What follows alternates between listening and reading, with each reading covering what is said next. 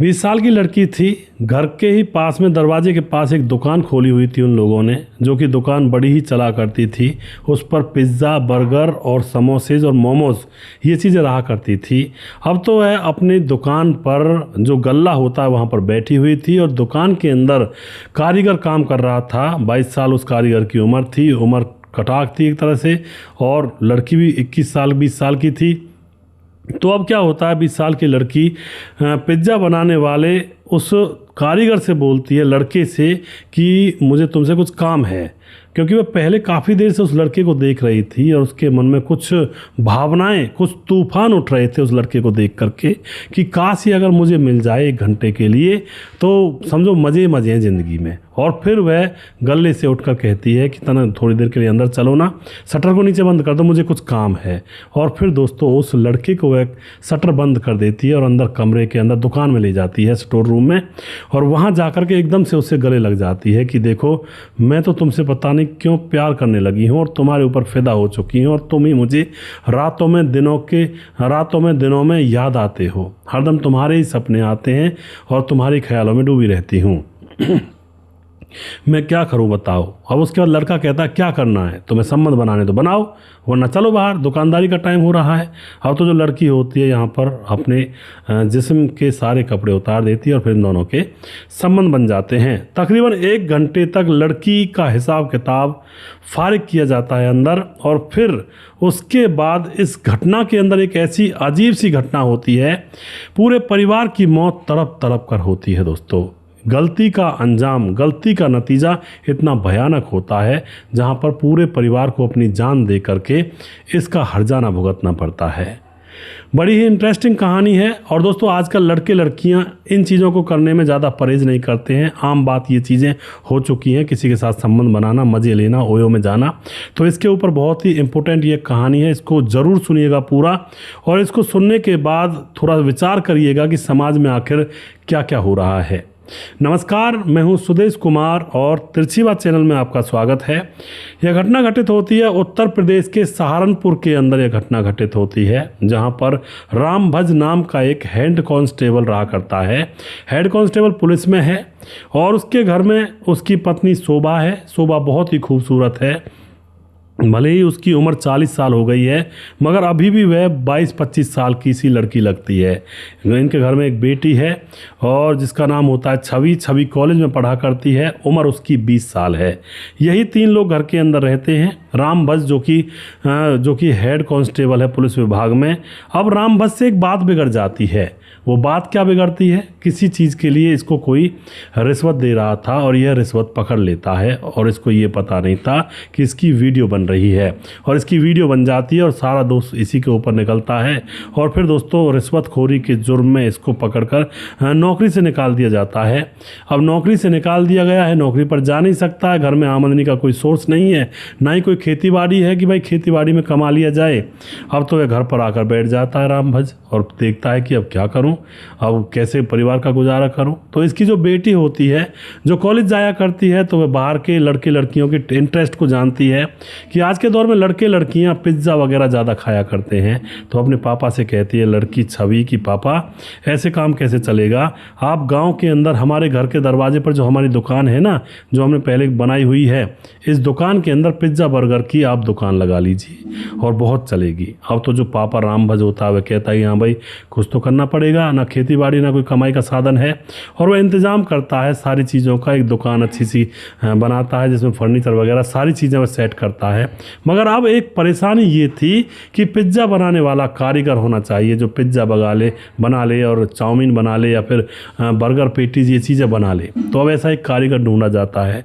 कारीगर का नाम होता है आंसू। लेकिन अभी उसको डायरेक्ट अपनी दुकान पर ये पोस्ट नहीं करते हैं।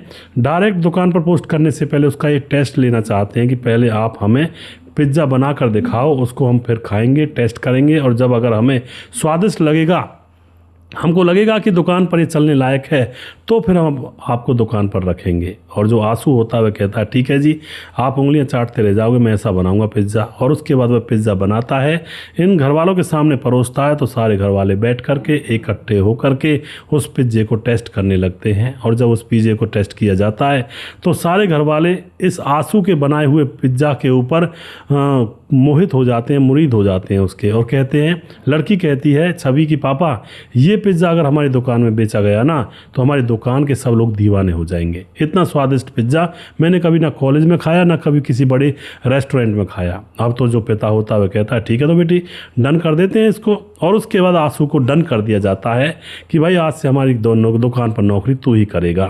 तो दोस्तों अब यहाँ पर दुकान में और सारी चीज़ें भर दी जाती हैं, हाँ पकौड़े वगैरह का भी जुगाड़ लगा दिया जाता है, क्योंकि घर के बगल में, दरवाजे के बगल में जो मेन डोर था उसी की बगल में 2 दुकानें थी, उनको एक कर दिया जाता है और बहुत बड़ी दुकान वहाँ पर बना दी जाती है। दुकानों के आगे एक टीन शेड लगा दिया जाता है जिससे कि छाया हो। अब उस दुकान के अंदर बनते हैं मोमोज, पकौड़े, पिज़्ज़ा, बर्गर और समोसे और टिक्कीज़ और जो भी और कुछ होते हैं जो चटपटा सामान होता है, ये चीज़ें बनने लगती हैं। दोस्तों वो गांव जो था ऐसी जगह पर था, वहाँ पर 2-4 गांव और थे और उनका शहर था तकरीबन 30-40 किलोमीटर दूर।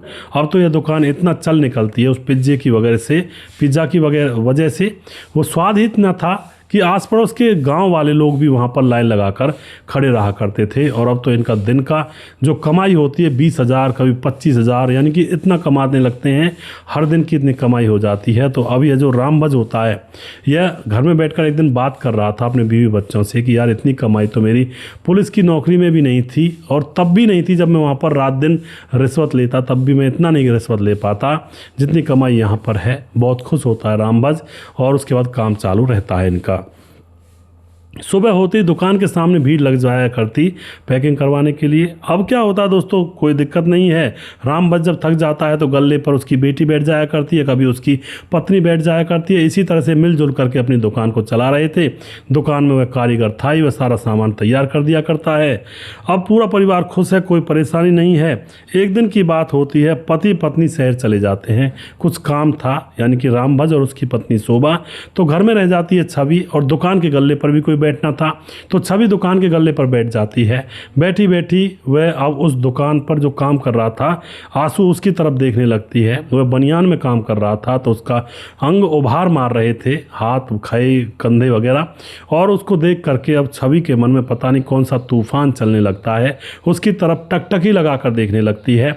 और फिर अब जब दुकान पर एक बार कोई भी ग्राहक नहीं होता है तो अब छवि को लगता है कि अब मौका है, और फिर वह उस लड़के से कहती है आंसू से, आंसू मुझे कुछ तुमसे काम है, थोड़ा स्टोर रूम में चलो और इस शटर को लगा दो, दुकान के शटर को, क्योंकि यहाँ पर कोई पीछे से आएगा, कोई पिज़्ज़ा वगैरह समोसा वगैरह ले जाएगा, या कोई जानवर गाय भैंस कोई आएगी दुकान को गिरा देगी। तो वह अपना सामान थोड़ा अंदर करके शटर को लगा देती है। और उसके बाद अंदर से दोस्तों घर में भी चला जाया करता था, उस दुकान में से ही घर की तरफ भी रास्ता था। उस दुकान में से अंदर की तरफ एक स्टोर रूम भी था, वहाँ पर चीज़ें बनी बनाई रखा हुआ करती थी। तो स्टोर रूम में जा कर के वह कहता है आंसू बताओ जी क्या काम है, उसको कर देते हैं। उसके बाद ये लड़की आंसू को कॉली भर लेती है और कहती है आंसू मुझे तो तुम दिखाई देते हो, रात में दिन में सभी टाइम, और तुम पर मुझे प्यार आ गया है। अब जो आंसू था उसको क्या फ़र्क पड़ रहा था, लंगोटा धन था, वो तो कह देता प्यार आ गया तो बताओ क्या करना है। और फिर दोस्तों वह लड़की अपना सारा शरीर इसके सामने खोल कर रख देती है, और फिर यहाँ पर इन दोनों के संबंध बनने लगते हैं। 1 घंटे तक लगातार हिसाब किताब बराबर किया जाता है, और फिर 1 घंटे के बाद दोबारा से शटर खोला जाता है। फिर से गले पर आकर ये जो लड़की होती है छवि बैठती है तो देखती है दुकान के सामने भीड़ लगी हुई थी ग्राहकों की। कुछ लोग कहते भी ये कैसे बंद कर दी थी, वह यही कहते हैं कि अंदर कुछ काम था उसको किया था इसलिए बंद कर दी थी। तो अब दोस्तों यहाँ पर फिर से दुकान चलती है। शाम को मम्मी पापा आ जाते हैं, किसी को कुछ भी पता नहीं था, यहाँ पर तो मज़े लिए जा चुके थे, कोई दिक्कत नहीं, कोई परेशानी नहीं। इस तरह से मामला चल रहा होता है। जब भी मौका मिलता है इस लड़की को या उस आंसू को बुला लिया करती, उसके साथ जो भी कुछ करना होता कर लिया करती। अब एक दिन की बात होती है, जो पिता होता है रामभज, वह अपनी बेटी को कपड़े दिलाने के लिए कहता है कि चलो मैं तुम्हें शहर ले चलता हूँ। बेटी कहती है मैं शहर चलूँगी, मैं मना भी करती थोड़ा बहुत कि कोई दिक्कत नहीं है पापा, मैं अपने आप ले आऊँगी, लेकिन पापा कहता है नहीं नहीं मुझे सामान लेने जाना है, और जो मैदा है वो ख़त्म हो रही है, चावल और जो मसाले हैं वो ख़त्म हो रहे हैं, चलो मैं तुम्हें कपड़े दिला कर ले आता हूँ। क्योंकि पैसों की अब कोई इनके पास दिक्कत नहीं थी, तो अच्छा खा रहे थे, अच्छा पहन रहे थे। शहर में चली जाती है बेटी। आज घर पर रह जाती है शोभा, यानी कि राम भज की पत्नी, जो 40 साल की होते हुए भी 20-25 साल की लगा करती थी। आज गल्ले पर वह बैठी है। और दोस्तों अब यहाँ पर वही किस्सा दोबारा से रिपीट होने वाला था। जो माँ होती है शोभा, वह भी इस आंसू जो कर्मचारी था इसको देख करके मनी मन पता नहीं कौन से प्लान बनाती है। यह भी उससे कहती है मुझे कुछ काम है अंदर और स्टोर रूम में, और चलो तुम अंदर चलो और उस काम को करवाओ पहले। अब तो यहाँ पर जो आंसू होता है देखता है कि ये मामला क्या है, कल तो बेटी ने यही कांड किया था, आज ये माँ भी, लेकिन माँ पर भी उसको क्रश था, आंसू को वो सुंदर लगती थी। और उसके बाद वो शटर फिर से डाउन होता और फिर अंदर जा कर के फिर वो कहती है शोभा कि मुझे तुमसे प्यार हो गया है और मेरे पति इतना सुख दे नहीं पाते, और तुम तो नौजवान हो, हट्टे कट्टे हो, क्या मुझे वो सुख, वो चरम सुख तुम दे सकते हो थोड़ी देर के लिए, मैं भी खुश हो जाऊंगी। तो आंसू पर क्या फर्क पड़ रहा था, तैयार एकदम से अपना सिस्टम। और उसके बाद ये दोनों संबंध बना लेते हैं और फिर यह बाहर निकल के फिर यह अपना शटर ऊपर कर देते हैं। अब तो दोस्तों यह सिलसिला बार बार चलने लगा था। जब भी पिता जाता तो उसके साथ एक ना एक ये जाती, इनमें से या तो बेटी जाती या माँ जाती, क्योंकि सामान लाना होता था। और बाइक पर या ऑटो जो भी जहाँ भी ये सामान लाते तो बहुत सारा सामान हो जाता है ना। तो अब यही मामला इसी तरह से चल रहा होता है, कभी बेटी कभी माँ, और मौका देख करके गर्म लोहे पर हथौड़ा दोनों जनी मार दिया करती हैं। और ये दुकानदार मज़े ले रहा है, तनख्वाह की तनख्वाह मिल रही है और मौज की मौज हो रही है, कोई परेशानी नहीं है, खाना पीना हो रहा है। अब इसी तरह से तकरीबन 25 दिन गुजर जाते हैं। और 25 दिन गुजरने के बाद अब जो पिता है वो अकेले जा रहे थे बाज़ार और कह रहे थे कि थोड़ा ही सामान मैं ले आता हूँ बाइक पर, और किसी को घर से ले नहीं जा रहे थे, ना तो माँ को ले जा रहे थे ना बेटी को ले जा रहे थे। तो जो बेटी होती है वह कॉलेज गई हुई थी, और कॉलेज जाने के बाद उसको पता लगता है कि आज उनका कर्मचारी आंसू अपनी दुकान पर काम करने के लिए नहीं आया है। तो वहाँ पर पापा बैठे हुए हैं। पापा भी जैसा तैसा पिज्ज़ा बना लिया करते थे, तो वही वहाँ पर काम संभाल रहे हैं। तो लड़की कॉलेज में थी, आंसू का फ़ोन नंबर उसके पास था, और उसके बाद आंसू के पास फ़ोन करती है कि आंसू आज तो तुम खाली होंगे। आंसू कहता हाँ आज मुझे कुछ काम था, वो मैंने अभी 1 घंटे में कर दिया, और अब मैं थोड़ी बहुत देर में दुकान पर चला जाऊँगा या फिर आज सो जाऊँगा, छुट्टी मना लूँगा। लेकिन लड़की कहती है छवि कि आज छुट्टी मनाने की कोई ज़रूरत नहीं है, आज छुट्टी मनाएंगे ओयो होटल के अंदर, और मैं आ रही हूँ कॉलेज से और तुम तैयार रहना। वह तैयार था बाइक लेकर के, कॉलेज पहुंच जाता है। इस लड़की छवि को बिठाता है और बिठाने के बाद वो होटल पहुंच जाता है, और वहां पर कमरा बुक किया जाता है। पैसों की कोई कमी नहीं थी लड़की पर भी, और उसको भी अच्छी खासी सैलरी मिला करती थी लड़के को। लेकिन लड़की छवि आंसू के ऊपर कोई खर्चा आने ही नहीं देती है, उसके खुद के पास इतने पैसे होते। होटल बुक किया जाता है, उसमें संबंध बनाने लगते हैं, और फिर दोस्तों इनकी फूटी किस्मत, उस होटल पर पुलिस की रेड पड़ जाती है। दोनों को पकड़ लिया जाता है। पकड़ने के बाद माँ बाप का पता पूछा जाता है, तो पिता को बताया जाता है फ़ोन करके। पिता वहाँ पर जाकर अपनी बेटी को छुड़ाता है। बेटी बताती है पापा हम तो बस ऐसे ही मुझे ये मिल गया था, क्या नाम है, आंसू, और मैंने कहा अरे तू कहाँ यहाँ पर, ये कह रहा था आज छुट्टी कर ली है मैंने। तो मैंने कहा इससे चलो बाइक पर मुझे बिठा कर ले चलो, और फिर रास्ते में मैंने इससे कहा कि चलो आज यहाँ का पिज्ज़ा खा कर देखते हैं इस होटल का, और देखती हूँ तुम्हारा पिज्ज़ा स्वादिष्ट ज़्यादा होता है या होटल का। और उसके बाद हम दोनों पिज्ज़ा खाने के लिए उस होटल में गए थे। इतने में पुलिस आ गई, पुलिस ने हमें पकड़ लिया। अब जो पिता था सीधा साधा था, वह समझता है कि शायद मेरी बेटी सही कह रही है। बेटी और पत्नी के ऊपर पूरा विश्वास था उस पिता को, तो बात आई गई कर देता है। मगर थोड़ा सा मन में एक सवाल सा तो उसके जगह था, मगर कोई दिक्कत नहीं। 2-4 दिन फिर गुजरते हैं। 2-4 दिन गुजरने के बाद अब दोस्तों यहाँ पर जो आंसू होता है उसको लगता है कि भाई अब मैं पकड़ में आ सकता हूँ कभी भी, जबकि वह दुकान पर आ रहा था। अभी इनका जो काला कारनामा था उस पर पर्दा इस तरह से ढक गया था कि जो लड़की का पिता होता है रामभज, वह यही समझ रहा था कि बेचारा ये कारीगर ये क्या मेरी लड़की के साथ ऐसा वैसा करेगा, और मेरी लड़की खुद समझदार है, वो ऐसा थोड़ी करेगी। ये पिज़्ज़ा खाने गए होंगे टेस्ट करने के लिए, क्योंकि मेरी बेटी होशियार बहुत है। अगर वहाँ पर पिज़्ज़ा में कोई चीज़ स्वाद लगती तो वो हमारे घर आकर हमारी दुकान पर भी वो चीज़ डलवाती, इसलिए गई होगी। यानी इतना अटूट विश्वास। तो अब दोस्तों यहाँ पर हो जाते हैं 2-4 दिन फिर गुजर जाते हैं। अब 2-4 दिन गुजरने के बाद जो आंसू होता है कारीगर, वह आता ही नहीं दुकान पर। जो राम भजन होता है वह उसके पास फ़ोन करता है, तो अब वह फ़ोन करता है जैसे, तो उधर से जो आंसू होता है वह कहता है जी आप अपने व्हाट्सएप पर वीडियो देखिए। उसने कुछ वीडियो भेजे हुए थे। तो जैसे ही यह रामभज अपने व्हाट्सएप पर वीडियो देखता है तो उनमें उसकी बेटी के साथ यह आंसू संबंध बना रहा था और उसकी पत्नी के साथ यह संबंध बना रहा था और कई वीडियो थे। और उसके बाद रामभज वापस फ़ोन करता, अरे आंसू बेटा ये तुमने क्या किया। अब आंसू कहता, देखिए बेटा बेटा मत कहिए, वो सब पीछे की बातें हैं, आप 10 लाख रुपए भेज दीजिए और 10 लाख रुपए दोगे तो इन वीडियोज़ को मैं डिलीट कर दूंगा, अगर नहीं दोगे तो इन वीडियोज़ को तुम्हारा पूरा गांव देखेगा, गांव के आसपास जो और गांव के लोग हैं वो भी देखेंगे और फिर तुम्हारी बेइज्जती जो होगी ना वो तो तुम जानते ही हो। अब तो इस बात से रामभज डर जाता है और उसके पास 10 लाख तो इतने नहीं थे, अभी अभी दुकान चली थी, कोई कमाई वगैरह होती भी थी तो उसको अभी वह दुकान में लगा रहा था उसको बड़ी बनाने में, वह पैसे उसके पास होते नहीं हैं, उसने 10 लाख मांगे हुए थे। अब रामभज कहता है कि देखो तुम वैसे ही इनको डिलीट कर दो और ये बात सही नहीं है, तुमने मेरे साथ बहुत धोखा किया है, मैंने तुम्हें विश्वास पर रखा था। लेकिन आंसू कहता है विश्वास जाए भाड़ में, विश्वास गया तेल लेने, मुझे पैसे चाहिए, 10 लाख रुपये दो। अब तो यहाँ पर रामभज के पास पैसे तो है नहीं और कहाँ से उसको 10 लाख रुपए देगा, ऊपर से बेइज्जती होगी, वो अब वीडियो इधर उधर डालेगा तो अब हमारी बदनामी हो जाएगी, क्योंकि उसके पास पैसे नहीं थे। तो अब वह सोच रहा था कि आंसू अब मेरे वीडियोज़ को, मेरी पत्नी और बच्ची के वीडियोज़ को गांव के लोगों के पास डाल देगा और हमारी बदनामी हो जाएगी। और ऊपर से उसको ये भी गुस्सा आ रहा था कि उसकी पत्नी और बेटी ने उसको धोखा दिया है, जो कि बहुत गलत है। अब उसके बाद काफ़ी देर तक वह बैठा बैठा सोचता रहता है, फिर उसने कोई ऐसी प्लानिंग बना ली होती है दोस्तों। अब उसके बाद अपनी पत्नी और अपनी बेटी से बोलता है, उसने बताया नहीं था कि जो ये आंसू है वो 10 लाख रुपये मांग रहा है, इस बात को छुपाए हुए था, सारी करतूत जानना चाहता था। अब बेटी और पत्नी से कहता है कि देखो कारीगर तो अब आने वाला है नहीं, उसने तो छुट्टी कर ली है, अब पिज़्ज़ा मैं बनाऊंगा और आज मैं पिज़्ज़ा बनाऊंगा, उसको तुम टेस्ट करके बताना कि कितना स्वाद है, आंसू के पिज़्ज़ा से ज़्यादा स्वाद है या फिर उससे कम स्वाद है। तो जो पत्नी और बेटी होती है वह कहती है ठीक है पापा तुम बनाओ। और उसके बाद ये जो रामभज होता है ना, पिज़्ज़ा बनाते बनाते उस पिज़्ज़ा के अंदर एक ऐसा जहर मिला देता है जो स्वादहीन होता है, गंधहीन होता है, और जहर मिला करके वो अपनी बेटी और अपनी पत्नी के सामने पिज़्ज़ा रख देता है कि टेस्ट करके बताओ और फिर देखते हैं कैसा होता है।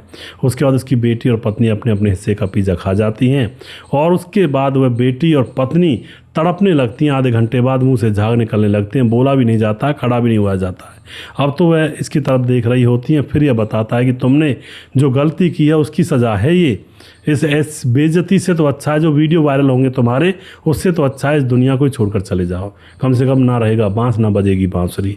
और उसके बाद अपनी पत्नी और बेटी को एक कमरे में बंद करके बाहर से दरवाज़ा बंद कर देता है और फिर यह अपने एक कॉपी लेता है और कॉपी में एक चिट्ठी लिखता है और सारी कहानी बताता है किस तरह से आंसू ने हमें ब्लैकमेल किया और हम फिर इस तरह से दुनिया को छोड़ कर जा रहे हैं। और फिर कुछ देर के बाद वो खुद भी उस पिज़्ज़ा को खा लेता है और फिर दोस्तों उसकी खुद की भी जीवन लीला समाप्त हो जाती है।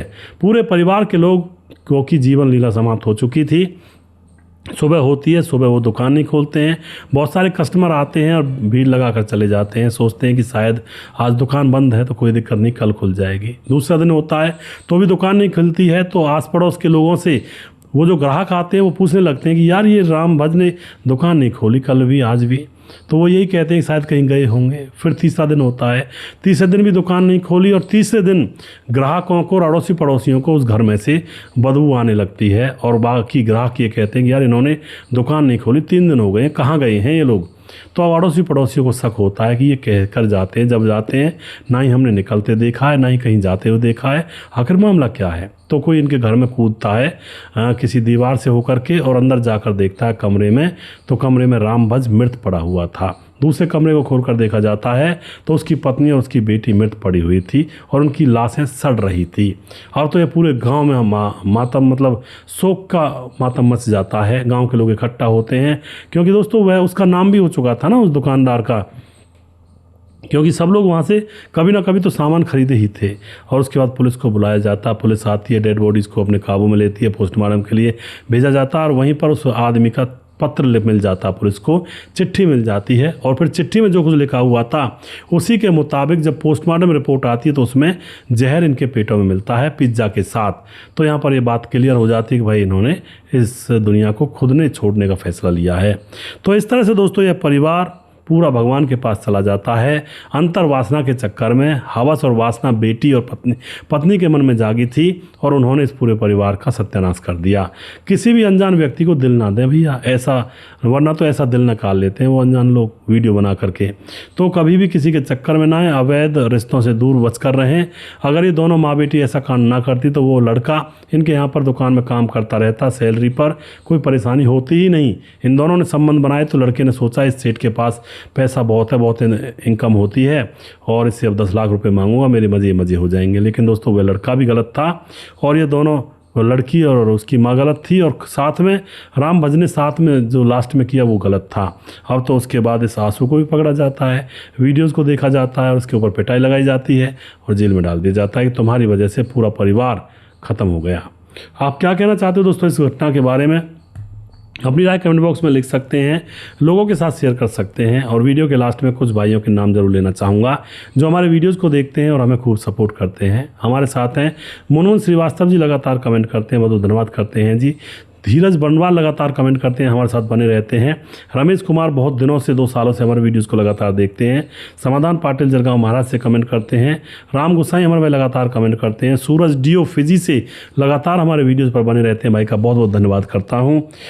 लोकेश नागर जो कि कमेंट करते हैं। भरत तिवारी कमेंट करते हैं। मुकेश कुमार यूपी 83 से। जसराम मखवाना कमेंट करते हैं और श्लीसा स्टेशनरी कमेंट करते हैं। राजेश श्रीवास्तव जी हमारे भाई लगातार कमेंट करते हैं। स्वपन डे कमेंट करते हैं। गणेश सोनी हैं। रघुवीर सिंह नेगी हैं और जी उसके बाद हमारे साथ रजत सैनी कमेंट करते हैं। कपिल देव प्रजापति हैं और उसके बाद हमारे साथ हैं राम मोहम्मद यासीन लाहौर पाकिस्तान से। नामदेव कोहली लगातार कमेंट करते हैं और उसके बाद राधेश्याम शर्मा शशि जयपुर राजस्थान से। राजकिशोर चौरसिया महाबलेश्वर महाराष्ट्र से। छगनदास खारडावन राजस्थान से। दुर्योधन भाई लगातार कमेंट करते हैं और सुशील चौधरी हमारे भाई लगातार कमेंट करते हैं। और अभी भी बहुत सारे भाइयों के नाम रह गए हैं, उन नामों को मैं अगले वीडियो में लूँगा। अगला वीडियो बहुत जल्दी फिर से लेकर आऊँगा। तब तक आप खुश रहें, सावधान रहें। जय हिंद, जय भारत।